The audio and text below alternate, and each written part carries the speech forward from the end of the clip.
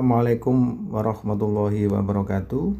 Pada video kali ini kita akan belajar lagi tentang kitab Safinatun Najah pada bab mandi. Faslun utawi ikilah fasol mujibatul husli utawi perkara kang mewajibkan mandi. Sitatun ada 6 ya. Yang pertama ilajul khasafati, yaitu memasukkan khasafah fil farji, di dalam farji. Hal-hal yang mewajibkan mandi di sini disebutkan ada 6 macam. Yang pertama adalah ilajul khasafati fil farji, yaitu memasukkan khasafah seorang laki-laki atau penis ke dalam fil farji, yang dalam farji yaitu ke dalam vagina seorang perempuan. Atau bisa kita sebut yaitu bersenggama antara suami istri. Ketika kita bersenggama suami istri ya, memasukkan khasafah atau penis ke dalam farji, ya itu kita sudah diwajibkan mandi besar atau mandi jinaban. Baik kita keluar sperma atau tidak, maka itu kewajibannya sudah harus mandi di situ. Ya. Hal yang mewajibkan mandi adalah kedua belah pihak, baik laki-laki ataupun perempuan yang melakukannya. Jadi kedua belah pihak, baik laki-laki atau perempuan, kewajiban untuk mandi besar. Dan istilah ini disebutkan dengan maksud persetubuhan atau jima. Ya, dalam bahasa Islam, persetubuhan atau memasukkan alat kelamin laki-laki ke dalam alat kelamin perempuan, ya itu disebut dengan jima atau bersenggama, bersetubuh. Nah, dan para ulama membuat batasan dengan lenyapnya kemaluan atau masuknya ke dalam faroj atau ke dalam farji wanita, apapun baik faroj hewan, maka termasuk juga bila dimasukkan ke dalam dubur, ya, atau baik dubur wanita ataupun dubur laki-laki, baik seorang dewasa atau anak-anak, baik dalam keadaan hidup ataupun dalam keadaan mati, semuanya diwajibkan mandi di luar larangan perilaku itu. Ya.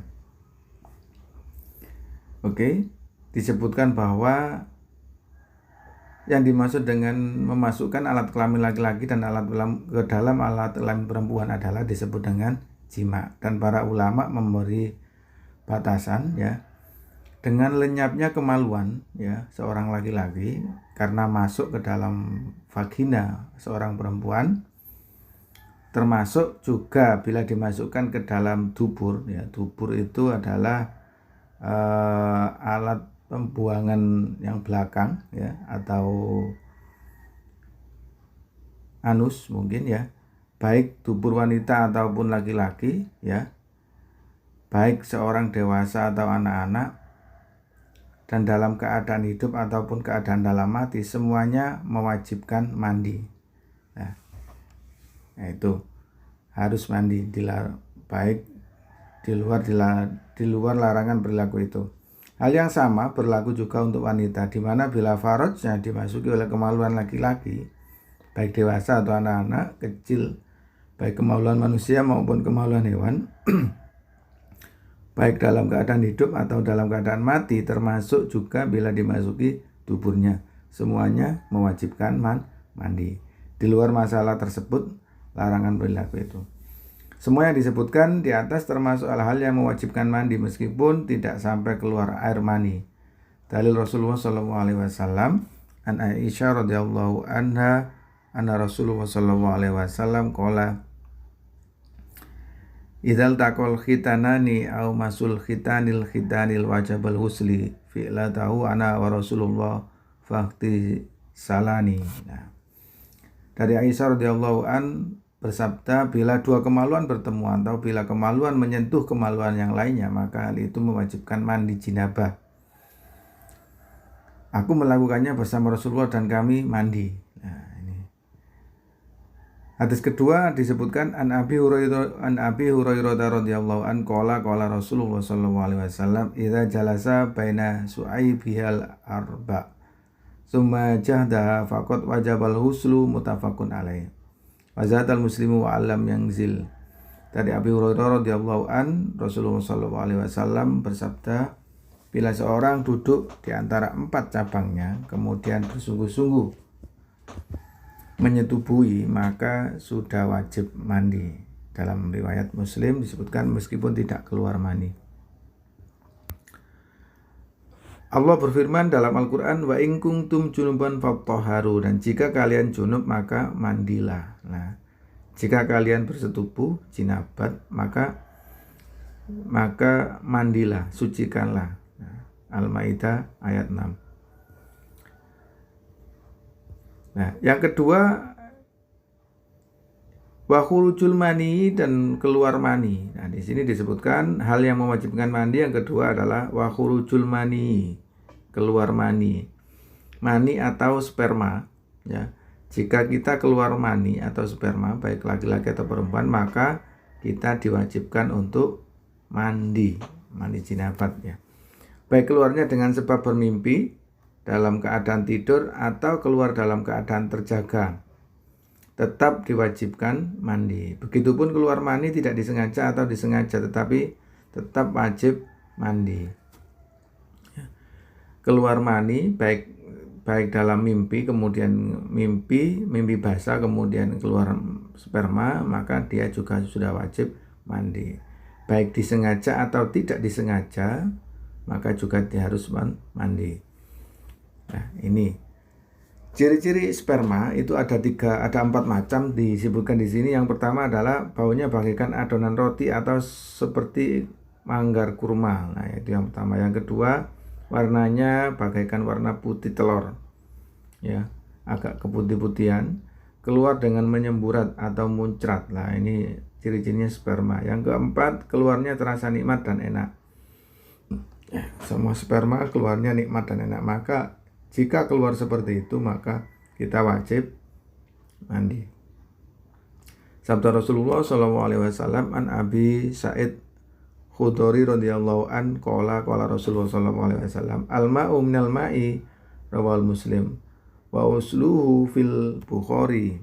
Nah, Abi Sa'id Al-Khudri berkata, sesungguhnya air itu yang mewajibkan mandi dari sebab air, ya, keluar atau keluarnya sperma. Ya. Diriwayatkan Abu Sa'id berkata, Rasulullah SAW, mandi diwajibkan karena kan keluar air mani. Nah, ini jika keluar mani maka kita wajib mandi berdasarkan hadis tersebut.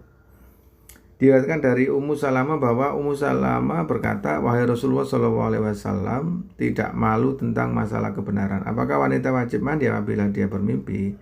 Nabi SAW iya menjawab, jika dia melihat air. Nah, jika dia melihat mani atau sperma, maka seorang perempuan pun juga harus mandi.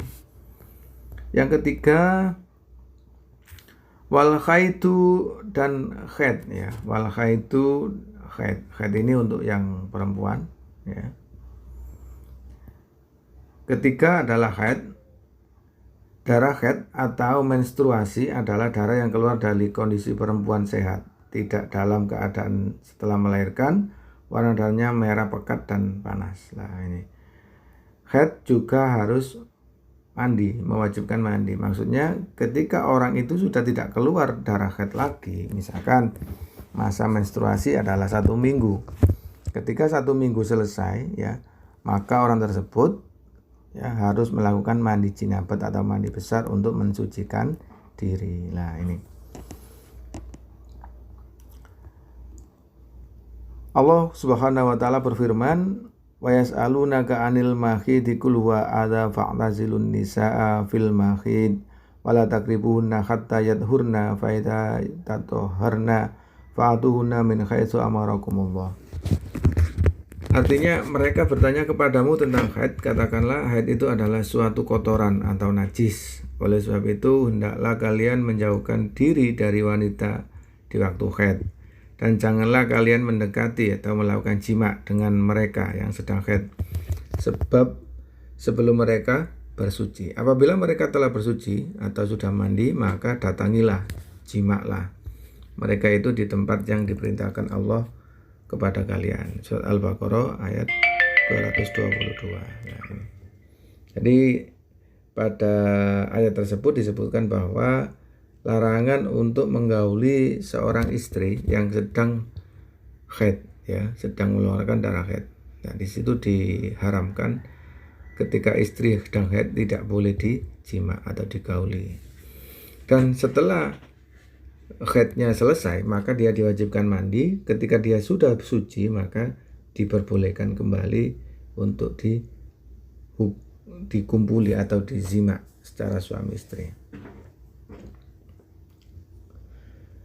Sabda Rasulullah SAW kepada Fatimah binti Abu Ubais radhiyallahu an berkata, tinggalkanlah sholat selama hari-hari engkau mendapatkan haid, lalu mandilah dan sholatlah. Nah, ini hadis, jika kamu haid, seorang perempuan tidak diperbolehkan melakukan sholat. Nah, kemudian setelah dia suci, dia mandi, kemudian dianjurkan atau harus melakukan sholat kembali. Apakah harus diqodho sholat-sholat yang ditinggalkan? Tidak harus, karena pada waktu itu adalah waktu haid. Yang keempat, ya, wan nifasu dan nifas, ya. Nah, di sini disebutkan hal yang mewajibkan mandi yang keempat adalah nifas. Apakah nifas itu? Nifas adalah darah yang keluar setelah atau bersamaan dengan melahirkan anak, ya. Nifas itu mewajibkan mandi jinabat meski bayi yang dilahirkan itu dalam keadaan mati. Begitu berhenti dari keluarnya darah sesudah persalinan atau melahirkan, maka wajib atas wanita itu untuk mandi jinabat, untuk mensucikan diri. Hukum nifas dalam banyak hal lebih sering mengikuti hukum haid, sehingga seorang yang nifas tidak boleh sholat, puasa, tawaf ke Baitullah, masuk masjid, membaca Al-Quran, menyentuhnya, bersetubuh dengan laki-laki, dan lain sebagainya. Lah, ini disebutkan nifas itu adalah salah satu hal yang mewajibkan kita mandi. Nifas itu adalah keluarnya darah baik bersamaan atau setelah melahirkan anak, ya, seperti itu.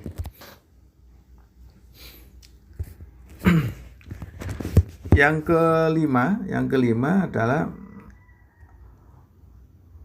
wal wiladatu lan anak, wal mautu, dan yang terakhir adalah mati, ya. Hal-hal yang mewajibkan mandi yang kelima adalah wiladatu, melahirkan, yang terakhir wal mautu, dan mati. Lah, ini. Oke.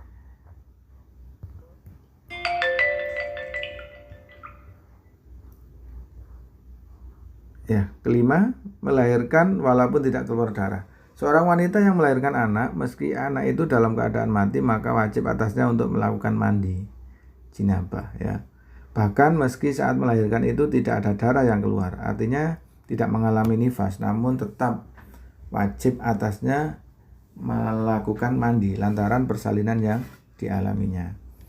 Sebagian ulama mengatakan bahwa ilat atau atas wajib mandinya wanita yang melahirkan adalah karena anak yang dilahirkan itu pada hakikatnya adalah mani juga. Meski sudah berubah wujud menjadi manusia dengan dasar itu, maka bila yang lahir bukan bayi tapi janin sekalipun tetap diwajibkan mandi lantaran janin itu pun asalnya dari mani atau sperma. Nah, ini perkara yang mewajibkan mandi yang kelima, ya. Melahirkan juga harus mandi meskipun tidak keluar darah atau tidak nifas, ya. Yang keenam, mati. Orang yang mati juga harus dimandikan, ya, dengan dua syarat. Yang pertama, orang Islam, ya. Orang Islam kalau mati harus dimandikan, ya.